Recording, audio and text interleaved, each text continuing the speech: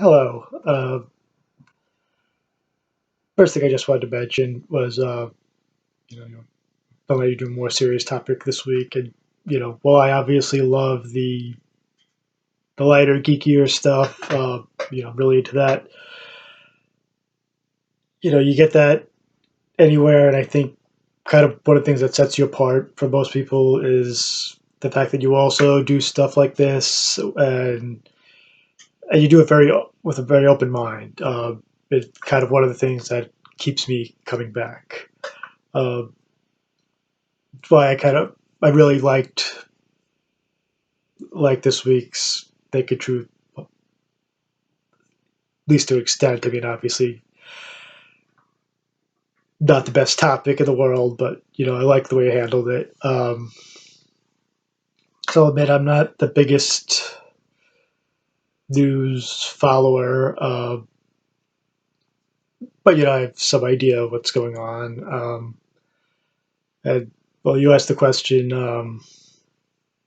I guess how do we prevent further attacks like this?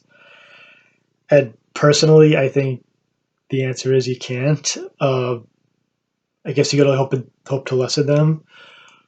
Uh, they're just always going to be, you know, evil people in the world, and people are always going to find a way to do something.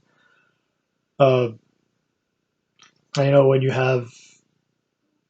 attacked like this, I know my reaction is like when someone hits you, you hit them back harder and you hit them twice, But when dealing with political situations like this, that's not always the smartest move. You could end up upsetting more people, as you discussed. You don't want more people angry at you, and then it becomes a debate what to do. And you get into the reasons why they may have done this, and we don't know for sure. But I mean, obviously, the first thing that pops into your mind when a terrorist attack like this happens is it's their way of scaring you into, basically leaving them alone. I feel like when a country, or in this case, a group, is basically overpowered, you know, they can't win a straight out war. They try and scare us into staying out of it by attacking civilians uh, like that, which then makes you want to go in there and attack them because we don't want you don't want to give in to their fear. If you And it just encourages more people to do stuff like that, or more groups to do that if they want to get their way. uh, but I actually heard the flip side of that is that it makes it a little weird, but they actually want us to attack them. uh, and their thought process being that if we overreact and go in there full force and attack them, we end up looking like the bad guys, and they end up being the defender of all the Muslims in the Middle East. So it becomes a tough decision of what to do.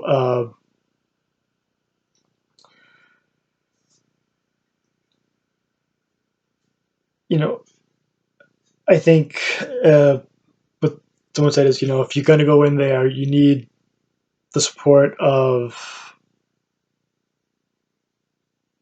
the United Nations, obviously, but also a lot of the Muslims, specifically the Sunni Muslims in there who, they're saying ISIS is Sunni, but it's a very small sect of Sunni called Salafi, I think it is. And they say it's only like ISIS only represents like 0.5% of all Muslims. So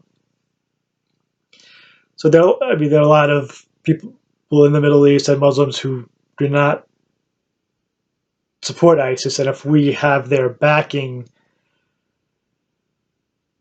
as opposed to being the evil Americans or the West, evil West,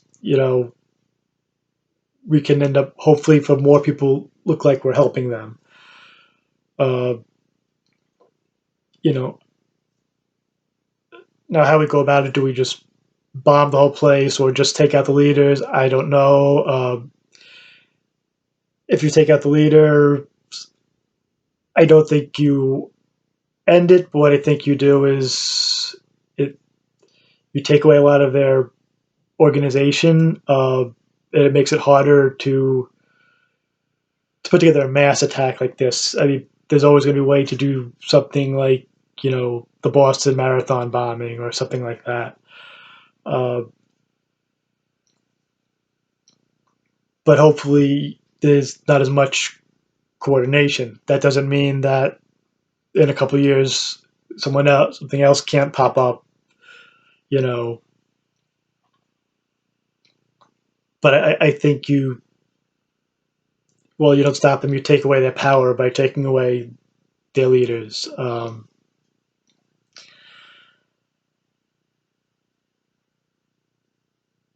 And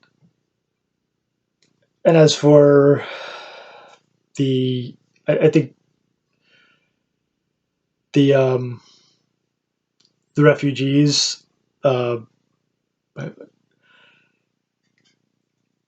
I know people will say there are people who feel we shouldn't take them in, or you know, to talk about the religious testing. Again, I think that is giving into the fears again. Partially the fact that that's not necessarily why they attacked France, because they took in the Syrian refugees. Uh, but I've just always thought that's what America is about: taking in people from other countries, and we're built on religious freedom. You know, Something I was reading somewhere was saying, and obviously this isn't constitutional law or anything, but on the Statue of Liberty it says, give me your tired, your poor, your huddled masses. Doesn't say except if we're really scared. And I think with a lot of these politicians who are suggesting not letting these people in or giving them tests, uh, which I don't know. Maybe I just didn't find it. I don't know how you give someone a religious test. I mean, do you need them to recite Bible verses? I mean, if that's the case, I think there's a better chance of a terrorist getting in because ISIS would have them prepared for that. But I think a lot of these people are presidential candidates playing on our fears, that I think are really unnecessary. I was looking up before I did this,